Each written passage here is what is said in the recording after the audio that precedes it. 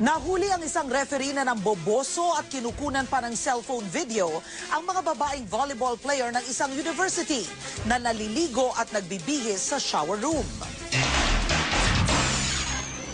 Ito ang cellphone video habang naliligo at nagbibihis ang mga babaeng volleyball player ng UE sa shower room ng Ateneo noong linggo.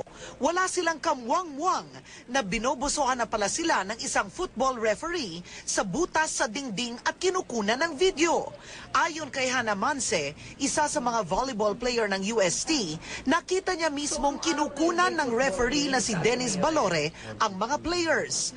Paglabas ko po, nakita ko po siya nagbibideo. Bago po, nung tumayo po ako sa may pinto, nagtanong siya sa akin kung FEU daw po yung naliligo. Hindi na po ako nakasagot. May UAAP games sa Ateneo nung araw na yun. At katatapos lang daw maglaro ng mga volleyball player ng FEU at UST. Sila na raw ang naliligo sa mga oras na yun. Yung nasa video po, takot po kasi po naka-zoom po talaga yung half body niya. Pa-shower po siya eh. Isinumbong ni Hannah ang referee sa mga coach kaya siya nadakip. Ayon sa Criminal Investigation Division ng QCPD, nang makuha nila ang cellphone, video na lang ng mga estudyante ng UE ang natira. Maaari lang na pwede niyang ilagay sa internet or ibenta sa mga naggagawa ng CDs to burn it and then sell it. Siyam na mga volleyball players ang nagsampa ng complaint laban kay Balore. Dalawa sa mga player ay pawang menor de edad pa. Ayon kay Balore, hindi naman daw niya planong ibenta ang mga video kundi trip lang daw niya.